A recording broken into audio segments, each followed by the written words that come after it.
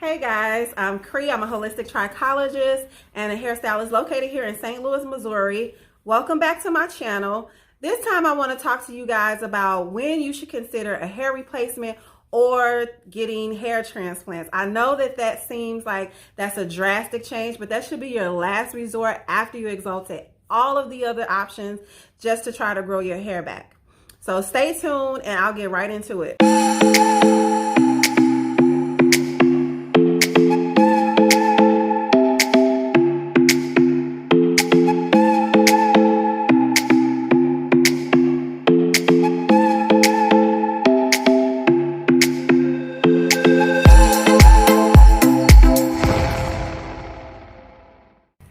First, I want to show you guys a couple of pictures to kind of give you an idea. So if you're someone at home and you're sitting back and your hair looks similar to this, I may be talking to you and you might want to consider getting a hair replacement or getting transplants.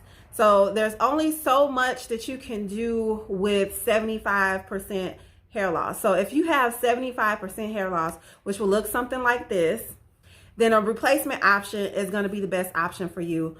The only reason why you wouldn't be able to get a transplant would be because you wouldn't have a large enough area to extract follicles and to replace back in the areas where you don't have follicles. So a replacement option would be your best bet. And I know that some people are uncomfortable with wearing wigs, but a lot of times you can get a really natural looking hair replacement that has scalp, and you can go swimming, the wind could blow, all of these things, and no one would know that you have a hair replacement.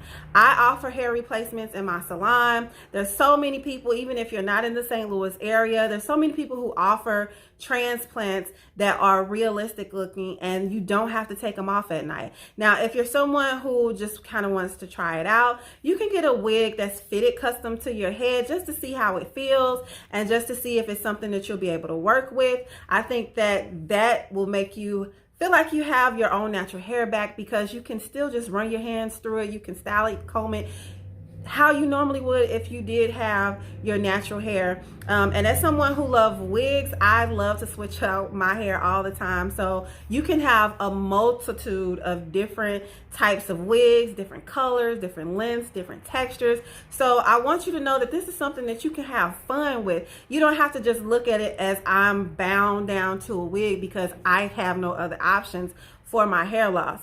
Now, for those of you who have permanent scarring, say you have CCCA or lichen planopilaris, or you have frontal fibrosis or any type of scarring that has been done, maybe you were in an accident and you scraped your head or, anything like that. If you are in a situation like that, I'm talking to you and you should be considering getting a hair transplant. Reason being because sometimes if you have a scar or if you have scarring, your follicle has scarred over and hair isn't going to come back there. But most likely, if you're in the early stages of CCCA or if your hair has been scarred through some accident, the rest of your hair is pretty full and you'll have enough donor hairs to take from the back and then place it in the top. Most likely because hair due to an accident, then you will be able to maintain your hair. However, I do want you to be aware that if you have CCCA and you do decide to get a transplant, it is possible that your new hairs may fall out or you might have to go and get a second transplant. That's not uncommon. It's just the trauma of going through hair transplants can cause stress on your hair and scalp and cause your existing hair to shed and fall out as well. It's just part of the process. If you give it at least a year's time, you'll notice that your hair is beginning to grow in nice and thick and full, and I'm pretty sure that you'll love your results. If your hair looks like this, then you should definitely consider getting a transplant. Thank you for sticking around for the whole video. I'll be back next week with another topic on hair loss.